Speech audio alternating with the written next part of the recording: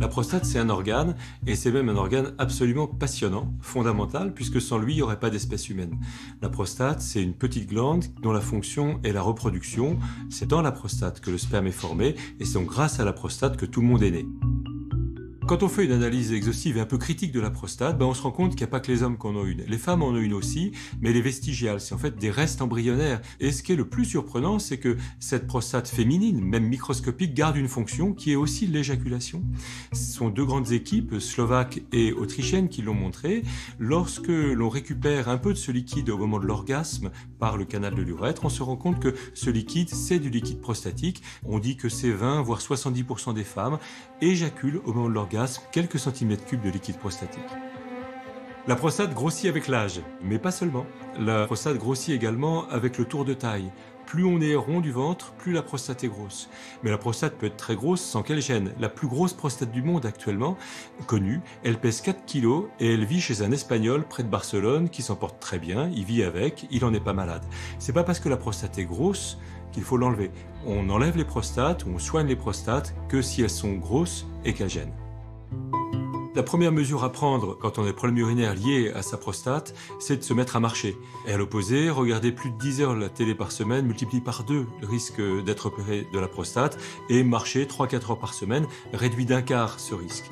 Donc il faut marcher, pourquoi? Parce que c'est la sédentarité en fait qui est à l'origine souvent des problèmes de prostate, et en même temps, le fait de marcher permettra également d'améliorer la vie sexuelle de ces hommes, puisque à peu près un homme sur deux qui a des problèmes urinaires a également une vie sexuelle perturbée. Et sinon, pour garder sa prostate en bonne santé, à côté de bien marcher, il faut aussi bien manger. Et tout ce qui est prouvé de façon très régulière scientifiquement, c'est vraiment que la tomate, c'est l'ami de la prostate. Plus on en mange, moins on a de cancer de la prostate, et moins on meurt de cancer de la prostate. Donc le conseil à donner, c'est vraiment de manger des tomates.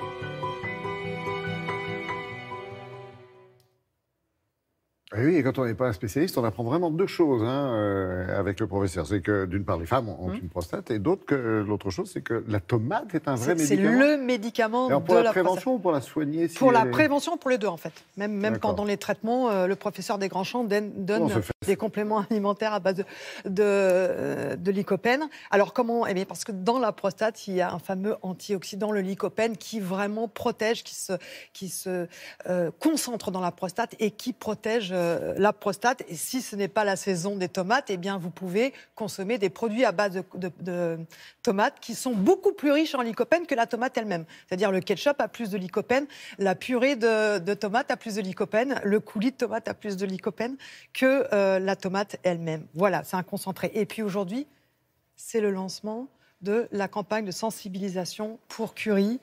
Une jonquille pour Curie, très important, campagne de sensibilisation, de solidarité en faveur de la recherche contre le cancer à l'Institut Curie. Et l'édition 2018 soutient un projet important puisque c'est l'ouverture d'un grand centre pédiatrique au sein même de l'Institut Curie. Donc vous vous rendez sur le site unejonquillepourcurie.fr. Merci beaucoup. Et si vous n'êtes pas trop pressé, on revoit le titre de ce livre pour tout savoir sur la prostate et les bienfaits de la tomate. Professeur Desgrands-Champs. Voilà, la prostate, on en parle. Merci beaucoup, Christelle.